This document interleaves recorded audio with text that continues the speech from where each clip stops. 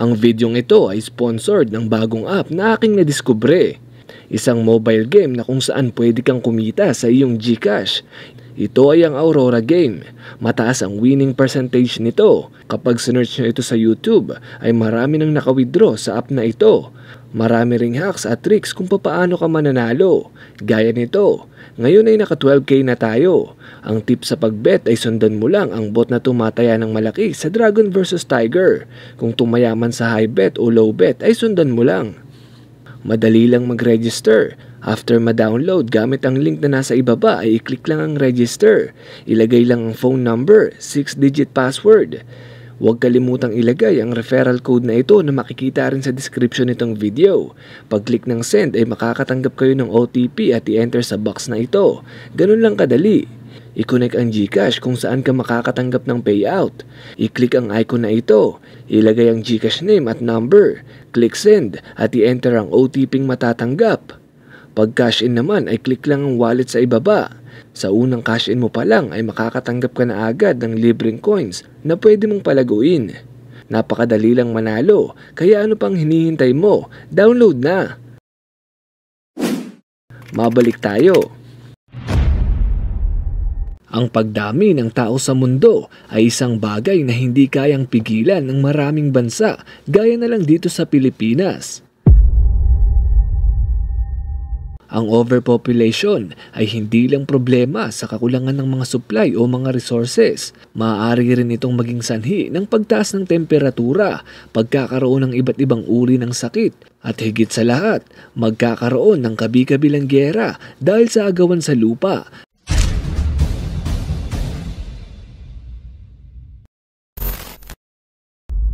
Sinabi sa isang pag-aaral na kapag nagkaroon tayo ng overpopulation ay maaaring maging black hole daw ang ating planeta.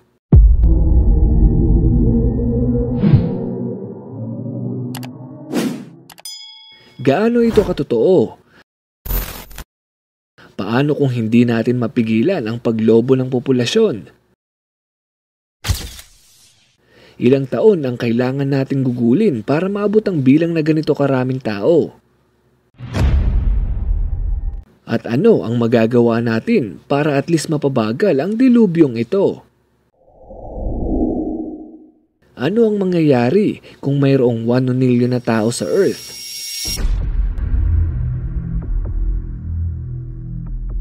Yan ang ating aalamin.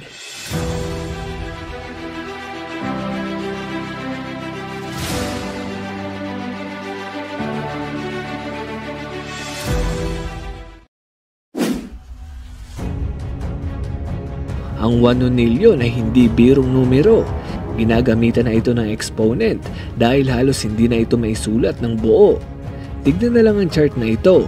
Ang nonilyon ay mayroong 30 zero. Ito ang pinakamalaking posibleng kayang makompute ng tao. Ang lalagpas pa rito ay sakit na sa ulo.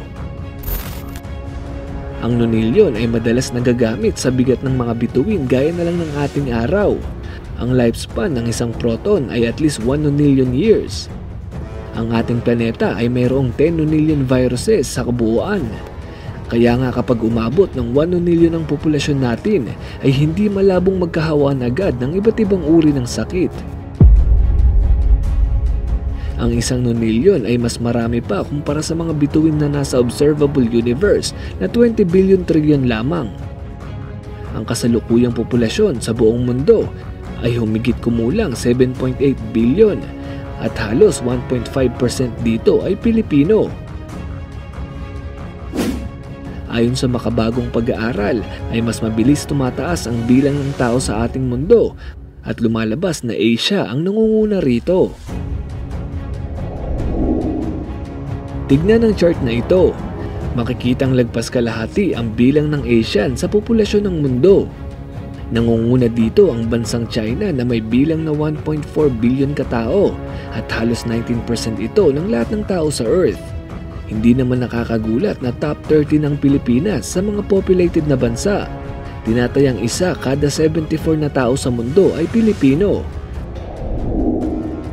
Halos 8 billion pa lang ang tao sa mundo pero kabi-kabilang krisis na ang nararanasan natin. Paano pa kaya kung umabot tayo sa 1 nilyon?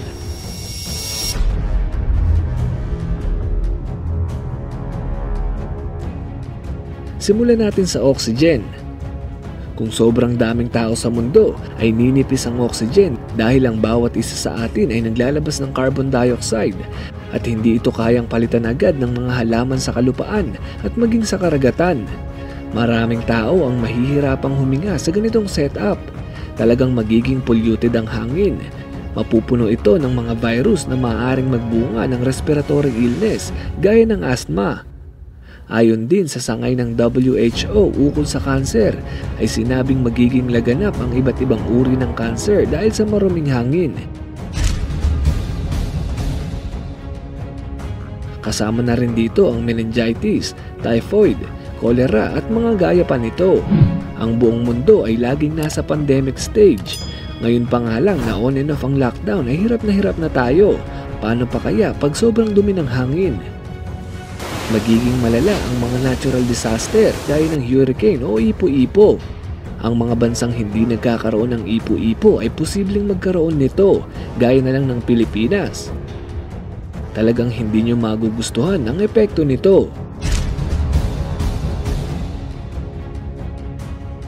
Ayon naman sa Global Environmental Change, ang bawat isang bata ay nakakadagdag ng 9,500 tons ng carbon dioxide sa ating atmosphere. Nagmumultiply pa ito habang siya ay lumalaki. Paano kung 1 milyon na ang bata sa buong mundo? Marami ring magugutom dahil ang ganito kalaking populasyon ay hindi kayang masuplayan ng ating mundo. Ang mga nahuhuling isda sa karagatan ay isa-isang mauubos. Ang isa sa mga solusyon sa kagutuman ay magparami ng mga farm animals para makakain tayo ng sapat. Pero ayon sa kalkulasyon ay pansamantalang solusyon lamang ito dahil unti-unti namang mauubos ang mga pananim na kanilang kinakain. Ang mga karagatan ay posibleng matuyo ng paunti-unti dahil mas tataas ang konsumo ng tubig.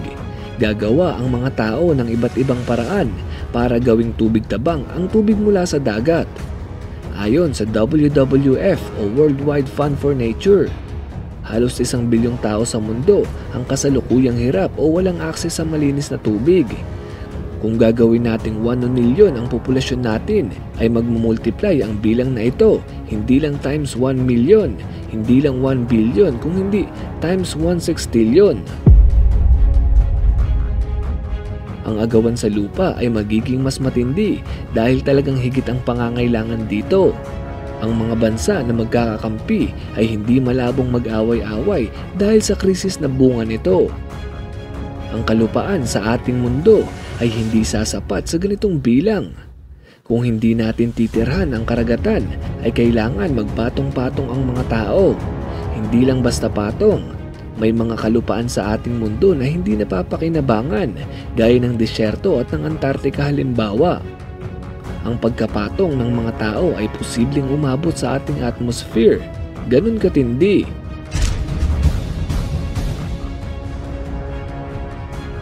Kung halimbawa namang gamitin ang surface ng karagatan, ay magkakaroon ng 2 tao kada square meter o worst, 2 tao kada square foot. Sa madaling sabi, tabi-tabi pa rin ang mga tao na halos wala nang magalawan pa.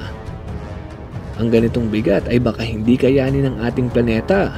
Nabanggit ko sa unang bahagi ng video ang black hole.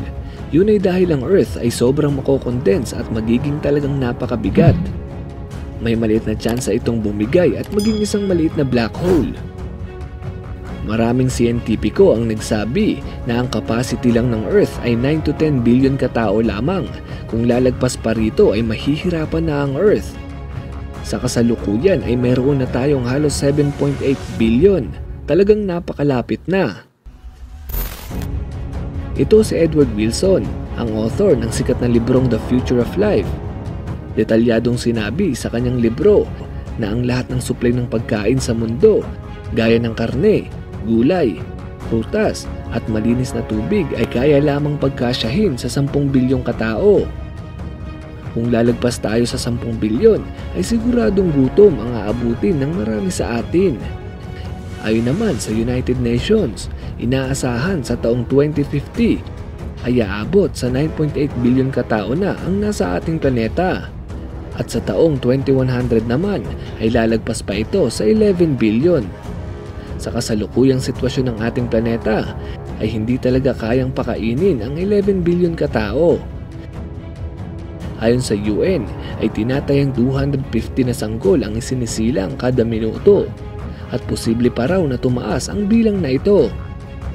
Ang mga bansa na mayayaman noon ay unti-unti nang bumababa ang estado ng kanilang ekonomiya dahil sa problema sa populasyon. Imagine, 7.8 billion pa lang yan pero hirap na tayo. Kaya kung hindi tayo magkakaroon ng family planning ngayon ay talagang magdurusa ang mga susunod na henerasyon. Dapat rin nating respetuhin ang mga taong kaunti lang ang gustong anak dahil malaki ang kanilang naitutulong sa problema sa hinaharap, lalo na yung mga taong ayaw mag-anak. Totoo namang malabo nating maabot ang 1 million katao sa mundo pero ang 10 billion ay nalalapit na. Yun lamang po para sa video ito. Muli, ako si Mr. Pantas at sa channel na ito, libre ang matuto.